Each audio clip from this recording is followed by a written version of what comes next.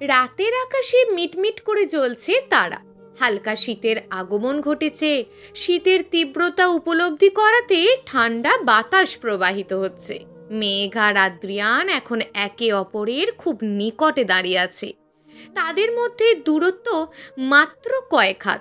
জানালা দিয়ে ঠান্ডা বাতাস রুমের ভিতর প্রবেশ করে। পর্দার আড়ালে লুকিয়ে থাকা মেঘের চুল স্পর্শ করে। মৃদু বাতাসে মেঘের খোলা চুল হালকা উড়ছে। মেঘের উড়ন্ত এলোকেশি কিছু চুল আটকে যায় আদ্রিয়ানের শার্টের বোতামে। যেহেতু আদ্রিয়ান তার পিছনে দাঁড়িয়েছিল, তাই মেঘ খেয়াল করল না সেটা। ওর মনোযোগ এখন সম্পূর্ণ সামনের দিকে। আদ্রিয়ানও হয়তো লক্ষ্য করেনি। তারা এখন কারান আর আবিহার খুনসুটি দেখতে ব্যস্ত। কারান এখন বাচ্চাদের ন্যায় কাঁদো কাঁদো মুখ নিয়ে বসে আছে। তার মুখ থেকে মনে হবে সে হয়তো কান্নাই করে দেবে। আবিহা এখন আকাশের প্রশংসা করে যাচ্ছে, যা শুনে কারানের এমন অবস্থা। কারানের মুখশ্রীর দিকে তাকিয়ে আবিহার ভীষণ মায়া হয়, তবে ওর হাসিও পায়। কিন্তু আবিহার ঠোঁটে হাসি ফুটে ওঠে না, বরং সে আনমনে হেসে ওঠে, যা কারান দেখতে পায় না। বেচারা কারান, বিয়ে, বউ, বাসর সবকিছু নিয়ে তার কত স্বপ্ন ছিল। বাসর রাত নিয়ে কারান কত পরিকল্পনা করে রেখেছিল, কিন্তু এখন সব শেষ। তার বউ অন্য কাউকে ভালোবাসে, তাকে না। কথাটা ভেবেই কারানের কষ্ট হচ্ছে। পারিবারিকভাবে বিয়ে হলেও খুব অল্প সময়ের মধ্যেই আবিহাকে সে ভালোবেসে ফেলেছে, তার প্রেমে পড়ে গিয়েছে। কিন্তু এখন আবিহা বলছে তাকে ডিভোর্স দিয়ে আকাশের কাছে তাকে ফেরত দিয়ে আসতে। কিন্তু কারান কি করে আবিহাকে ছাড়া থাকবে? তার বউকে অন্য পুরুষের কাছে রেখে আসবে কিভাবে সে? এই কথা ভাবতেই কারানের যে কষ্ট হচ্ছে, তার এখন কান্না করতে ইচ্ছে করছে। আদ্রিয়ান যে মেঘের পিছনে দাঁড়িয়ে আছে তা মেঘ জানতো না। মেঘ যখন সামনের দিক থেকে দৃষ্টি সরিয়ে পিছনের দিকে ঘুরতে যাবে, তখন তার চুলে জোরে টান লাগে। মেঘ ব্যথায় আর্তনাদ করে ওঠে। আদ্রিয়ান মেঘের ব্যথাতুর কণ্ঠ শুনে মেঘের দিকে ফিরে তাকায়। মেঘ তার চুল হাত দিয়ে ধরে রেখেছে। আদ্রিয়ান প্রশ্ন করে, কি হয়েছে মেঘ? মেঘ তার চুল ধরে আদ্রিয়ানের পরনে থাকা শার্টের বোতামের দিকে দেখায়। আদ্রিয়ান মেঘের দৃষ্টি অনুসরণ করে তাকায় তার শার্টের দিকে। মেঘের কিছু চুল সেখানে আটকে রয়েছে। হয়তো এই জন্যই মেঘ ব্যথায় এমন আর্তনাদ করে উঠেছে। আদ্রিয়ান দ্রুত তার শার্টের থেকে মেঘের চুল ছাড়িয়ে নেওয়ার চেষ্টা করে, কিন্তু এতে মেঘের চুলে আরও জোরে টান পড়ে, যার ফলে মেঘ বেশি ব্যথা পায়। আদ্রিয়ান যখন মেঘের চুল ছাড়ানোর চেষ্টা করছিল, তখন মেঘ তার হাত ধরে ফেলে। আদ্রিয়ান থেমে যায়। মেঘ বলে, দাঁড়ান, আমি ছাড়ানোর চেষ্টা করছি। মেঘ ধীরে ধীরে তার হাত নিয়ে রাখে আদ্রিয়ানের বুকের ওপর। মেঘের হাত সহ সারা শরীর কিছুটা কেঁপে ওঠে। আদ্রিয়ানের অবস্থাও তাই। মেঘের স্পর্শে সেও থমকে যায়। এই মেয়ে যখন তার নিকটে আসে, তখন তার শরীরে অদ্ভুত এক শিহরণ বয়ে যায়, যা জিয়া বা অন্য নারীর সংস্পর্শে আসে না। আদ্রিয়ান শত চেষ্টা করলেও মেঘকে তার কাছে আসা থেকে আটকাতে পারে না, আর মেঘ আদ্রিয়ানের থেকে দূরেই থাকতে পারে না। নিয়তি তাকে বারবার আদ্রিয়ানের সম্মুখে নিয়ে আসে। মেঘ তার হাত দিয়ে আদ্রিয়ানের শার্টের নিচের কয়েকটা বোতাম খুলে দেয়, না হলে চুলগুলো খোলা যাবে না। তার হাতের ছোঁয়া লাগে আদ্রিয়ানের বুকের পশমে। মেঘ একবার তাকায় আদ্রিয়ানের মুখের দিকে। আদ্রিয়ানের দৃষ্টি এখন মেঘের ওপর সীমাবদ্ধ। মেঘ দ্রুত তার চোখ সরিয়ে নেয়, এরপর তার হাত চালায়। শার্টের বোতাম থেকে একটা একটা করে চুল ছাড়ায়। জানালার মৃদু বাতাসে মেঘের চুল উড়তে থাকে, যা কিছু সময় পর পর মেঘের মুখের সামনে চলে আসে, যা মেঘকে বিরক্ত করে। আদ্রিয়ান হয়তো বিষয়টা খেয়াল করে। সে তার হাত দিয়ে মেঘের কপালে থাকা চুল কানের পিঠে গুঁজে দেয়। মেঘ শুকনো ঢোক গিলে এরপর যত তাড়াতাড়ি সম্ভব মেঘ তার চুল ছাড়িয়ে নেয়। মেঘ আর আদ্রিয়ানের ঘনিষ্ঠ মুহূর্তের মধ্যেই হঠাৎ করে সকল কাজিনরা চিৎকার করে ওঠে। মেঘ আর আদ্রিয়ান পিছনে ফিরে তাকায়। সকলে খাটের নিচ থেকে টেবিলের কোণা থেকে লুকিয়ে থাকা বের হয়।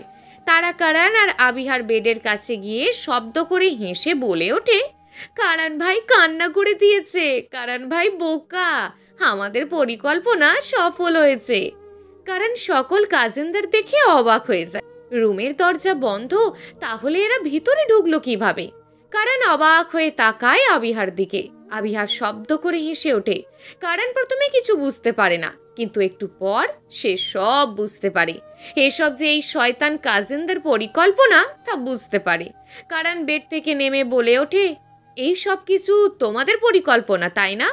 আর একটু হলে আমার হার্ট অ্যাটাক হয়ে যেত, আর তোমরা হাসছো। দাঁড়াও, সবগুলোকে যদি আজ কান ধরে উঠবস না করায় তবে আমার নামও কারণ না। কারণ যখন কাজিনদের দিকে অগ্রসর হয় তখন পর্দার আড়াল থেকে বের হয় আদ্রিয়ান আর মেঘ। তারা বেডের কাছে যায়।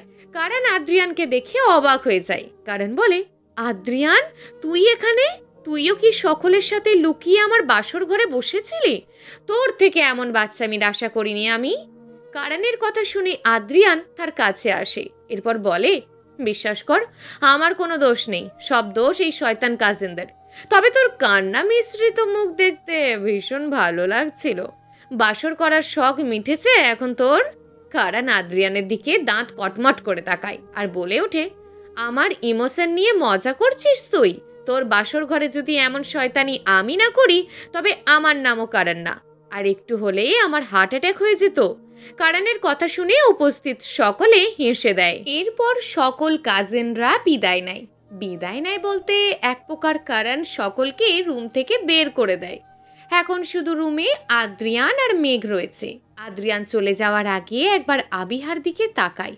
আবিহাকে দেখতে কিছুটা নার্ভাস মনে হচ্ছে। বাসর রাতে সকল মেয়ের মধ্যে একটু ভয় আর উৎকণ্ঠা কাজ করে।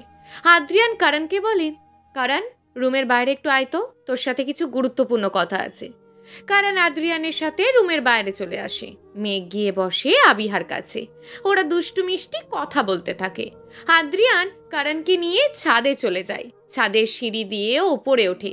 ছাদে পৌঁছাতেই কারণ বলে, বল আদ্রিয়ান, কি কথা আছে তোর আমার সাথে? আদ্রিয়ান শান্ত স্বরে বলে ওঠে, তোর বাসর রাত নিয়ে কি পরিকল্পনা? কারণ নির্লজ্জের মতন বলে ওঠে, কি আর পরিকল্পনা থাকবে, বিয়ে করেছি, বাসর রাতে বউয়ের সাথে ভরপুর রোম্যান্স করব। কারণ যে এমন কথা বলবে তা আদ্রিয়ান জানে। আদ্রিয়ান বলে, তুই কি খেয়াল করেছিস আবিহা তোকে ভয় পাচ্ছে? ওর হাত পা কাঁপছিল রীতিমতো। আবিহাকে ছোঁয়ার বৈধতা তোর এখন আছে আর সবসময় থাকবে। তবে বিয়ের প্রথম দিনে এমন কিছু করিস না যার ফলে ভবিষ্যতে ও তোকে ভয় পায়। আদ্রিয়ানের কথাটা কারণ হয়তো বুঝলো। সেও খেয়াল করেছে আবিহা তাকে দেখে ভয় পাচ্ছে। কিন্তু বাসর রাতে রোম্যান্স করা কারণের স্বপ্ন ছিল। কারণ বলে, কিন্তু বাসর ঘরে রোম্যান্স করা আমার স্বপ্ন ছিল আদ্রিয়ান। আদ্রিয়ান কারণের পিঠে হাত দিয়ে বলে, শোন কারণ, স্বপ্ন শুধু তোর একার নয়, আবিহারও থাকতে পারে। প্রতিটা মেয়ের বিয়ে, বাসর এসব নিয়ে স্বপ্ন থাকে। তোকে আগে আবিহার মনের কথাটা বুঝতে হবে, ওর চাওয়া পাওয়ার বিষয়ে জানতে হবে। হয়তো আবিহা এটা চায় সারা রাত তুই ওর সাথে গল্প করবি, কথা বলবি, ওকে বুকে জড়িয়ে ধরে ঘুমাবি। যদি ভালোবাসার মানুষ তোর সাথে থাকে তবে প্রতিটা রাতই সুন্দর হয়। বিয়ের শুরুতে তোর স্বপ্ন আর চাহিদা আবিহার উপর চাপিয়ে দিস না। ওর মন, ভালোবাসা, আবেগ বোঝার চেষ্টা কর। কারণ হয়তো আদ্রিয়ানের কথা বলছে। সত্যি সে শুধু তার চাহিদা আবিহার ওপর চাপিয়ে দিতে পারে না। আবিহার হয়তো একটু সময়ের প্রয়োজন। কারণ সিদ্ধান্ত নেই, যখন আবিহা রাজি থাকবে তখনই সে তাকে স্পর্শ করবে। যেটা ভালোবাসা দিয়ে পাওয়া যায় সেটা জোর করে আদায় করার চেষ্টা করাটা বোকামি। কারণ আদ্রিয়ানের কথায় সম্মতি জানায় আর বলে, তোর কথাই ঠিক আদ্রিয়ান। আমার আবিহার সিদ্ধান্ত আর ওর স্বপ্নের মূল্য দেওয়া উচিত। তবে একটা কথা আদ্রিয়ান, এই পৃথিবীতে সবচেয়ে ভাগ্যবতী হবে ওই মেয়ে যে তোর বউ হবে, যাকে তুই ভালোবাসবি। কারণের কথা শুনে আদ্রিয়ান শব্দ করে হেসে ওঠে। তার বউ, সে আবার কাউকে ভালোবাসবে? যে নারী জাতিকে সহ্য করতে পারে না সে আবার কোনো নারীর প্রেমে পড়বে? অসম্ভব বিষয়। আদ্রিয়ান বলে, তোর মতন বিয়ে, বউ নিয়ে পাগলামি এই আদ্রিয়ান করে না। আর আমি নিজের কেরিয়ার ছাড়া অন্য কিছুকে ভালোবাসি না। ডক্টর আদ্রিয়ান রেদওয়ান, যখন সত্যিকারের প্রেমে পড়বি তখন ঠিকই ভালোবাসায় পাগলামি করবি। যখন প্রেমে পড়বো তখন দেখা যাবে। এখন যা, রুমে যা, তোর জন্য আবিহা হয়তো অপেক্ষা করছে। কারণ ছাদ থেকে চলে যায় তার রুমে। কারণকে দেখে মেঘ আবিহা রুম থেকে বের হয়ে যায়। অন্যদিকে কাজের লোক কফি রেডি করে সিঁড়ি দিয়ে ওপরে উঠে আসে। মেঘ যখন রুম থেকে বের হয় তখন তার সাথে দেখা হয় কাজের লোকের। কাজের লোকটি বলে, মেঘ ম্যাম, আপনি কি আমার একটা উপকার করতে পারবেন? হ্যাঁ বলো, কি করতে হবে? ম্যাম, এই কফিটা আদ্রিয়ান স্যারকে একটু দিয়ে আসবেন দয়া করে। আমার হাতে অনেক কাজ রয়েছে, রাতের মধ্যে তা শেষ করতে হবে। তাই যদি আপনি একটু... কাজের মেয়ের মুখে আদ্রিয়ান নামটা শুনে মেঘ থমকে যায়। প্রথমে না করলেও পরে কাজের লোকের মুখের দিকে তাকিয়ে হ্যাঁ বলে দেয়। আর আদ্রিয়ান এখন তার কেউ হয় না, তার প্রতি কোনো ফিলিংস নেই মেঘের মনে। মেঘ কফির কাপ হাতে নিয়ে বলে, ওকে তুমি যাও, আমি কফি দিয়ে আসবো আদ্রিয়ান স্যারকে। কাজের লোক কফির মগ মেঘের হাতে দেয়। মেঘ তা নিয়ে ছাদে চলে যায় আদ্রিয়ানের কাছে। আদ্রিয়ান যখন ছাদে দাঁড়িয়েছিল তখন মেঘ কফি নিয়ে যায় তার কাছে। মেঘ কফি নিয়ে আদ্রিয়ানের পিছনে দাঁড়ায়। মেঘ যখন আদ্রিয়ানকে ডাকতে যাবে তখনই আদ্রিয়ান পিছনে ফিরে তাকায়। হঠাৎ করে আদ্রিয়ান পিছনে ফেরায় মেঘ একটু ভয় পেয়ে যায়। তার হাতে থাকা কফির মগ থেকে কিছুটা গরম কফি তার হাতে পড়ে যায়। যদিও মেঘের হাতে ব্যান্ডেজ করা ছিল, তবুও তার হাতের কনুইয়ে গরম কফিটা পড়ে। মেঘ ব্যথায় আর্তনাদ করে ওঠে। আদ্রিয়ান মেঘকে তার পিছনে দাঁড়িয়ে থাকতে দেখে অবাক হয়। এরপর ওর হাতে থাকা কফির দিকে তাকায়, হয়তো মেঘ তাকে কফি দিতে এসেছে। আদ্রিয়ানের চোখ যায় মেঘের কনুইয়ের দিকে। গরম কফি পড়ে যাওয়ায় সেখানে লাল হয়ে গেছে। আদ্রিয়ান বলে, মেঘ, তোমার হাতে গরম কফি পড়ে গিয়েছে? কতটা লাল হয়ে গেছে? না স্যার, তেমন কিছু হয়নি। আদ্রিয়ান মেঘের কথা শোনে না। সে লাল হয়ে যাওয়া স্থানে হাত দেয়, সেখানে ফু দিতে থাকে। ঠিক তখনই ছাদে উপস্থিত হয় জিয়া। জিয়া আদ্রিয়ান আর মেঘকে একসাথে দেখে। আদ্রিয়ান কোনো মেয়ের যত্ন করছে তা দেখে জিয়া বলে, আদ্রিয়ান চলবে, গল্প তোমার নামে নীলছে তারা, লেখিকা হিয়া।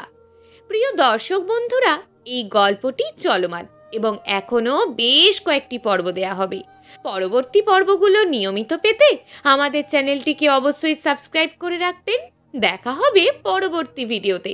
ততক্ষণ ভালো থাকুন, সুস্থ থাকুন, নিজের পরিবারের খেয়াল রাখুন। ধন্যবাদ।